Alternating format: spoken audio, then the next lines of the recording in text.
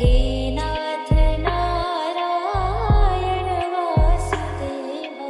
गैया चरैया माखन चुरैया, गैया चरैया माखन चुरैया।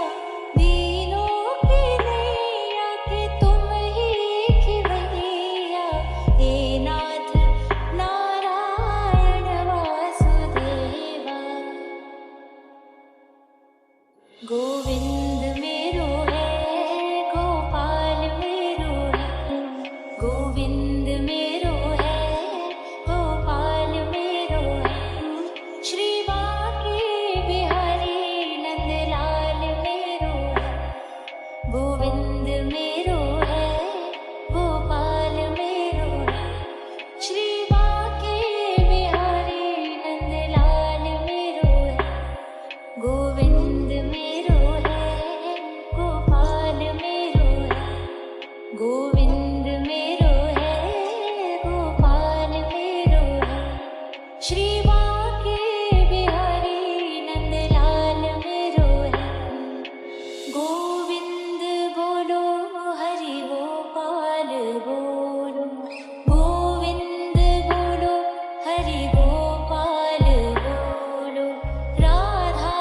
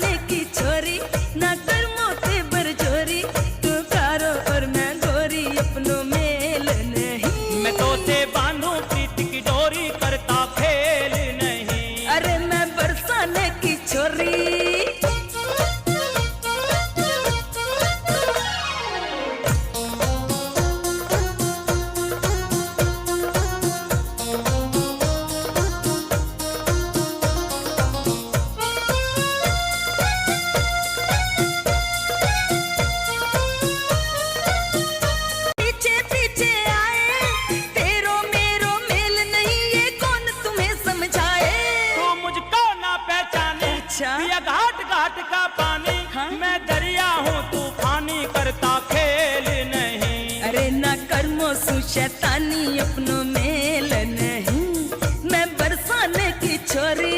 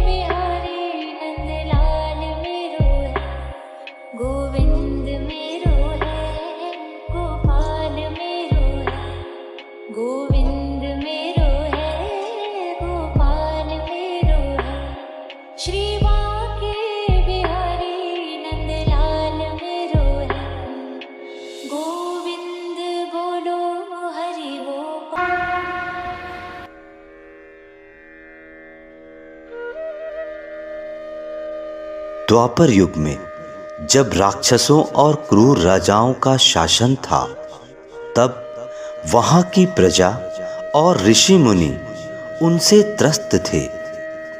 यह देख ब्रह्मा जी भगवान विष्णु के पास पहुंचे। तब भगवान विष्णु ने कहा, मर्यादा पुरुषोत्तम रघुवर दशरथ अजर बिहारी थे, तुम स्वयं जानते हो उनको। वे 12 कला के अवतारी थे। उनके अतिरिक्त पूरे जगत में सारे अवतार अधूरे हैं। अवतरित हो रहा कृष्ण रूप में जो 16 कला से पूरे हैं। भादो मास की आधी रात में वासुदेव एक नन्हे बालक को सर के ऊपर रखकर यमुना नदी की तेज लहरों को पार करते हैं, जो कि गोकुल वासियों के खुशी का कारण बनता है। और फिर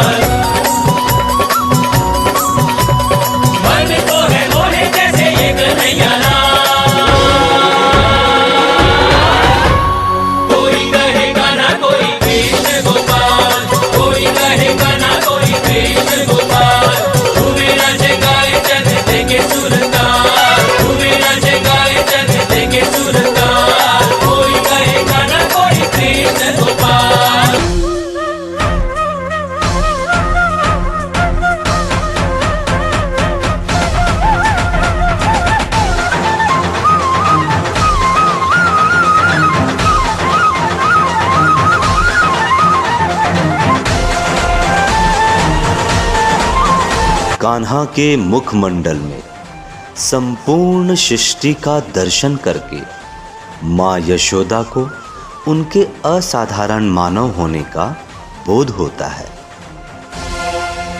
ग्वालन, तुम कान्हा के भय से माखन कहीं भी छुपाओ, किंतु श्री कृष्ण तो सर्वज्ञानी है। गोकुल धाम बिरज का वासी कान्हा नंद किशोर, चक चक धूम चक चक, चक चक धूम चक चक। गोकुल धाम बिरज का वासी कान्हा नंद किशोर, कोई कहे चित चोर, कोई कहता माखन चोर। चोर चोर माखन चोर यही है, चलिया माखन चोर। गोकुल धाम बिरज का वासी कान्हा नंद किशोर, अटकी घोड़ी जो गोपिंडी होगा वो कोई और। मैं नहीं माखन चोर। श्री कृष्ण का जन्म तो लोगों के उद्धार के लिए ही हुआ है, चाहे वह मनुष्य हो या चाहे जानवर। गरुड़ के भय से कालिया नामक एक विषैला सर्प यमुना नदी में छिप जाता है, जिसके विष से पूरे ग्रामवासी भयभीत हैं। उस नदी में मत जाओ कान्हा, विषैला सांप कालिया तुम्हारे प्राण हर लेगा।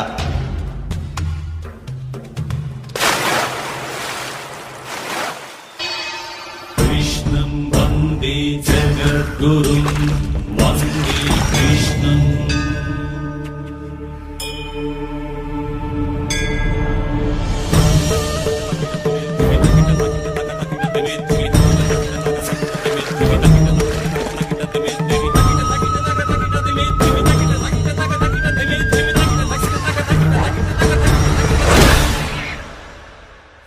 और इस प्रकार कालिया नाग का उद्धार होता है।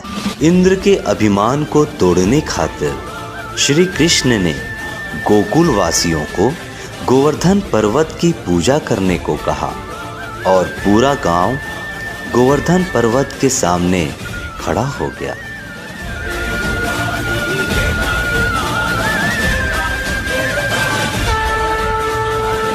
इस बात से कुपित हुए इंद्र देवता और क्रोध में कर डाली घमासान बारिश और मच गया हाहाकार। सुनो संवर्तक। जी देवराज। जाओ और वृंदावन को डुबो दो, गोवर्धन के त्योहार को बर्बाद कर दो और वृंदावन के वासियों को इस दुस्साहस की सजा दो।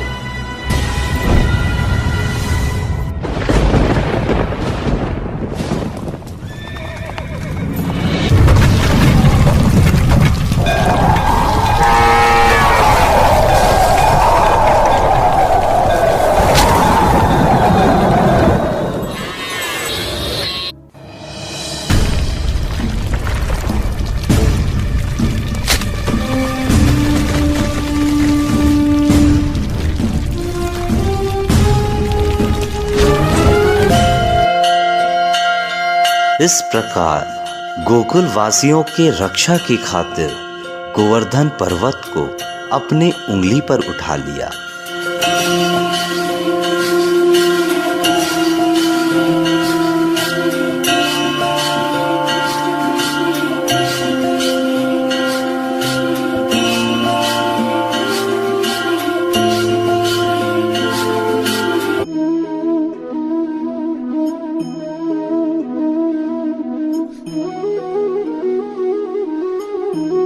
श्री कृष्ण के बांसुरी की धुन में इतनी शक्ति है कि समस्त गोपियों के पग स्वतः ही घरों से निकलकर वृंदावन की ओर चल पड़ते थे। शरद पूर्णिमा की आधी रात में यमुना के तट पर श्री कृष्ण की बांसुरी बजती है और कहती है, मैं बांसुरी तू मोर पंख बन जा, मधुर सी उस धुन में मलंग हो जा। शरद पूर्णिमा के निर्मल दृश्य में मैं बन जाऊं मनमोहनम, रास लीला के इस पावन बेला में मैं बन जाऊं मनोहरम।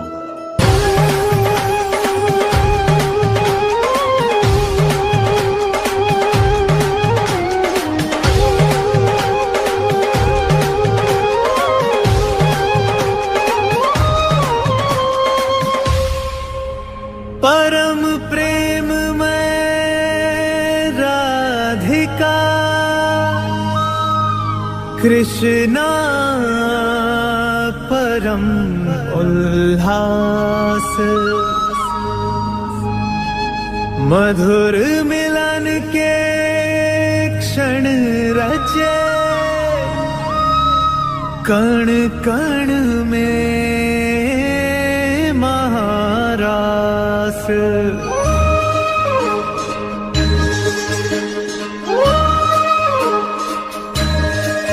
राधा कृष्णा राधा कृष्णा। श्याम रंग में रंगी राधिका आज हुई मदवारी, कृष्ण कृष्ण दोहराए हर पल भूल के सुध बुध सारी। महाराज की पावन बेला तीन लोक से न्यारी, रास रचाए गोलोक में कान्हा कुंज बिहारी।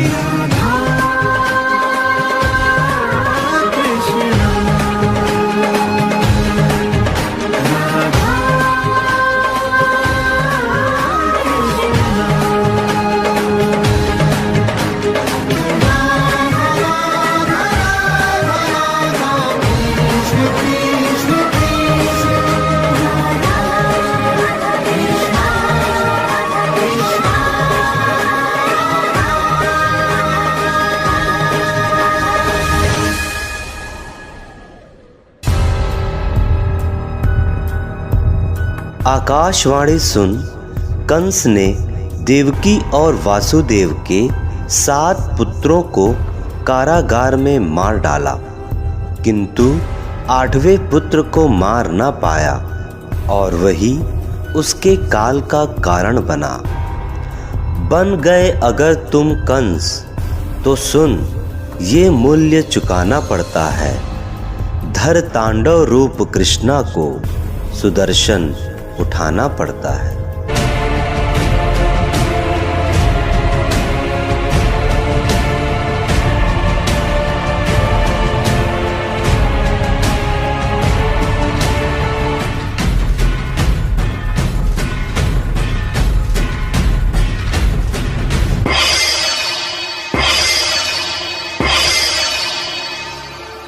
जय श्री कृष्ण, जय श्री कृष्ण, जय श्री कृष्ण।